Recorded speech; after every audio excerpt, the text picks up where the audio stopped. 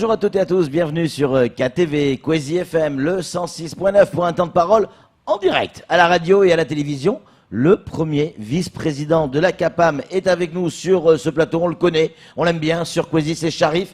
Très heureux de le recevoir, monsieur le premier vice-président, bonjour. Bonjour. J'ai le droit de vous appeler encore Sharif? Oui, bien sûr. Sûr. Ça y est, ça c'est fait, un nouveau président, une nouvelle direction, une nouvelle organisation. Est-ce que cette équipe est prête aux enjeux? Oui. Bien dans le micro. L'équipe est prête parce que on a préparé une année avant les élections. Oui.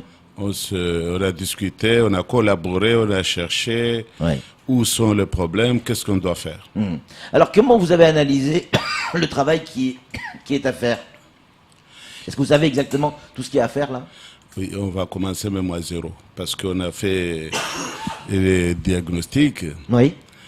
Tous les chefs de service, maintenant, ils sont prêts à travailler et ils savent où sont les problèmes. Maintenant, il reste la volonté de tous. Alors souvent, enfin, on a pu dire sur ce plateau que les enjeux sont énormes à la CAPAM. Il va falloir redresser la baraque. Financièrement, c'est pas terrible. 800 000 euros. Hein. Pardon? 800 000 euros à trouver quelque part. Ah oui, c'est-à-dire que 800 millions, c'est énorme, mais si tout le monde travaille, ça peut aller. Parce que la CAPAM doit travailler avec le conseil départemental, il doit travailler avec l'État et aussi avec les affaires maritimes. Donc, avec tous ces différents compétences et la volonté de tout le monde, on peut réussir. Sharif, le nouveau président, il est issu des jeunes agriculteurs. C'est la jeunesse qui prend le dessus? Oui, on a constaté que le nouveau président est jeune de 34 ans.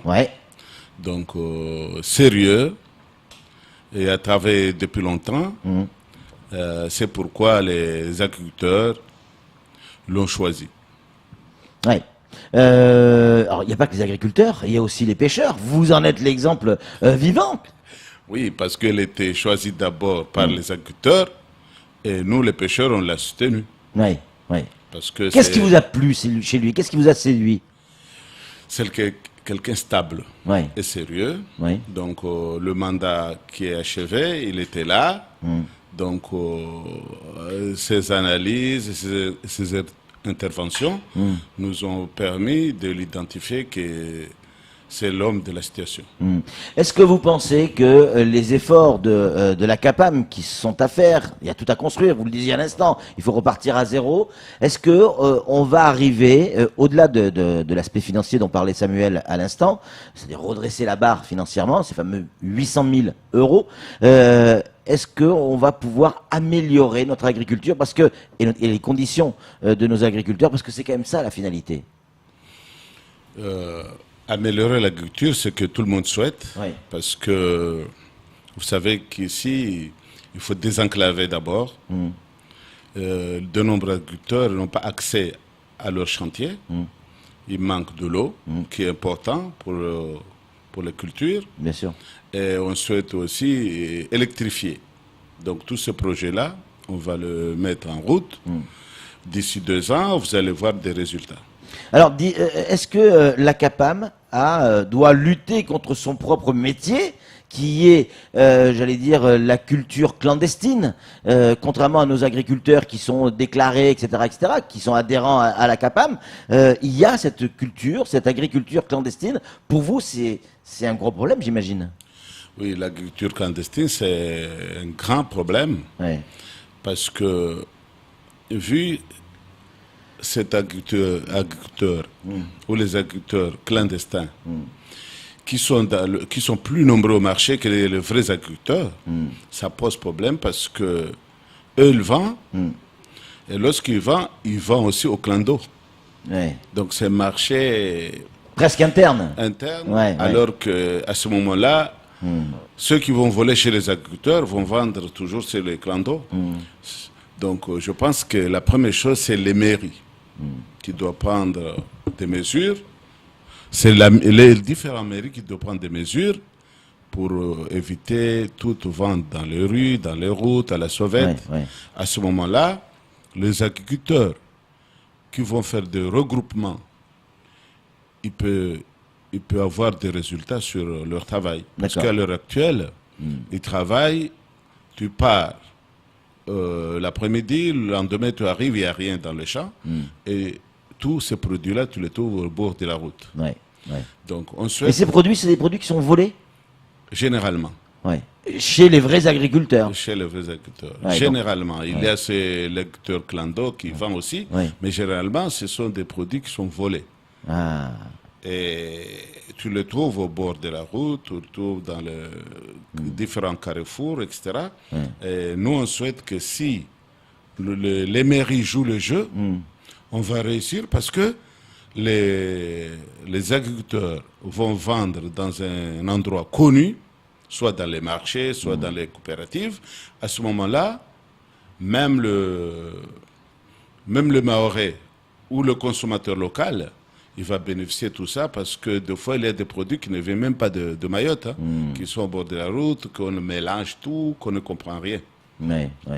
Une question, parce que vous nous dites que ces produits sont volés. Et du côté du CODAF et de la préfecture, on nous dit que ces produits qui sont vendus au bord de la route, il ne faut surtout pas les consommer parce qu'ils sont bourrés de pesticides, le fameux diméthoate.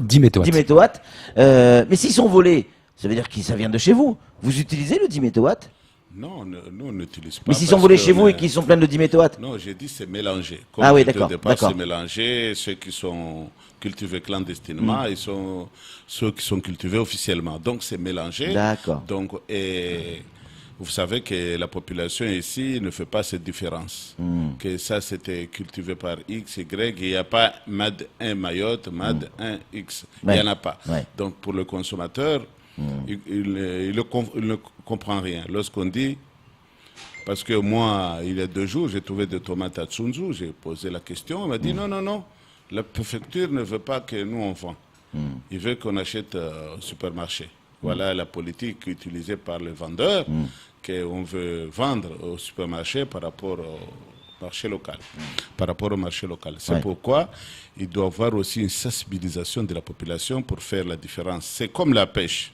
C'est comme la pêche qu'il y a 2 poissons qui sont vendus à la coopérative, il y a des poissons qui circulent avec les brouettes. Ces poissons-là, ceux qui circulent dans les brouettes, ce sont des poissons congelés, décongelés, mais... C'est pas du frais. C'est pas du frais, c'est congelé, décongelé. Il faut venir le matin à marée haute. Vous allez voir que ce poisson-là, on va le mettre dans l'eau, il le secouer dans l'eau à la mer, comme ça, il revient comme il était frais et ça part à la circulation. Et là, il peut y avoir des maladies. Oui, ça tue petit à petit, mais les gens ne sont pas conscients. Il dit que ça, c'est moins cher. Ça, c'est près de chez moi, à la porte. Cette facilité-là, mais crée des problèmes sérieux pour la santé de la population.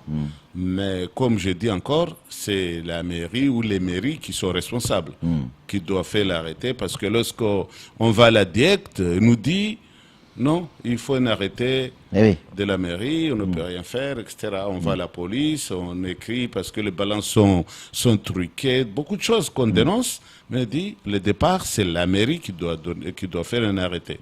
Voilà un souci pour la population. Au niveau de la consommation, qu'il soit de bananes, qu'il soit de tomates, qu'il soit de poissons, c'est vraiment un problème. Et après des années, on va constater que ça va détruire la santé de tout le monde. Samuel Baucher, le rédacteur en chef de France Mayotte Matin, a une question à vous poser, monsieur le premier vice-président. CAPAM, c'est Chambre d'agriculture, de la pêche et de l'aquaculture. Aujourd'hui, l'aquaculture, elle est quasiment morte. Que comptez-vous faire pour relancer une filière dont on a dit d'elle que c'était le moteur de l'économie de demain? À l'heure actuelle, il y a un jeune aquaculteur qui a été élu, qui s'appelle Arash, avec son groupe. On va l'aider ou les aider à travailler parce que ce qui s'est passé avant, il y a prise de conscience que c'est un atout pour Mayotte, pour la réussir.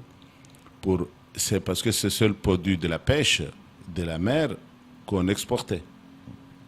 Et aujourd'hui, c'est tombé à l'eau. Donc, tout le monde est conscient et on va travailler à la Chambre d'agriculture, de la pêche et de l'aquaculture pour remonter tous ces problèmes qui s'opposent à l'aquaculture. Concernant évidemment la pêche d'une manière générale, et là vous savez de quoi on parle, hein, vous êtes d'abord pêcheur, est-ce que la CAPAM va permettre aussi à nos pêcheurs de rentrer dans le rang, d'être pas en situation régulière au niveau des papiers, je parle pas de ça, je parle du bateau. Il y a des problèmes, il y a beaucoup de barques qui ne sont pas aux normes. Est-ce que la CAPAM va pouvoir travailler dans le sens de nos pêcheurs? On a commencé déjà il y a 2 ans à travailler dans ce filière-là et on a la chance d'avoir le directeur des affaires maritimes qui s'intéresse beaucoup à la pêche. Donc là, on a au moins 4 chantiers de bateaux conçus tout près. Et d'ici 2 mois, la CAPAM va identifier quel type de bateau qu'on va travailler, qui sera aux normes, qui sera autorisé, qui sera acceptable à tout le monde. Est-ce que que ce soit les pêcheurs ou les agriculteurs, les gens de l'aquaculture, tous ceux qui sont concernés par la CAPAM, doivent, selon vous, faire leur propre police pour éviter justement les légumes volés, la pêche clandestine, l'aquaculture, encore que l'aquaculture c'est un peu particulier, mais au moins la pêche et l'agriculture. Est-ce que ce sont les agriculteurs, j'allais dire réglementés, qui doivent prendre les choses en main?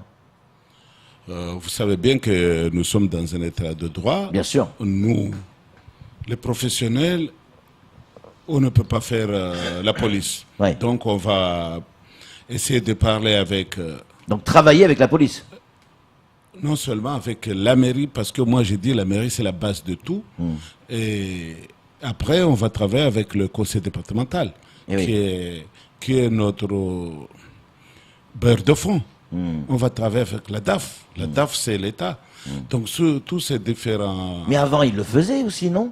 Il ne travaillait pas avec le conseil départemental, avec la DAF? L'équipe d'avant? L'équipe? Non, il y avait un temps mort. Il y avait des soucis entre les responsables et la DAF et le conseil départemental. Chacun tirait de son côté. Donc, et nous, les professionnels, qu'on est perdants. Vous êtes confiant pour l'avenir? Oui. Oui. Oui, c'est pourquoi j'ai posé ma candidature.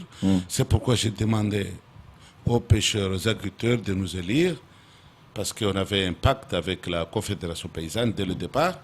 Donc, on a l'espoir, on a la volonté, et on souhaite que ça va marcher. Samuel, pour conclure. L'équipe de Mousseline Payet, la précédente mandature, était sous tutelle renforcée de l'État. Pourquoi? Parce qu'il y a une dette colossale de 800 000 € que le conseil départemental n'a pas payé. Aujourd'hui, est-ce que la Chambre est toujours sous tutelle renforcée ou pas? Oui, la Chambre est toujours tutelle renforcée, mais avec le travail qu'on va faire, avec la volonté de tout le monde, je pense que la Chambre va s'en sortir. Merci beaucoup, Sharif. Merci, monsieur le premier vice-président.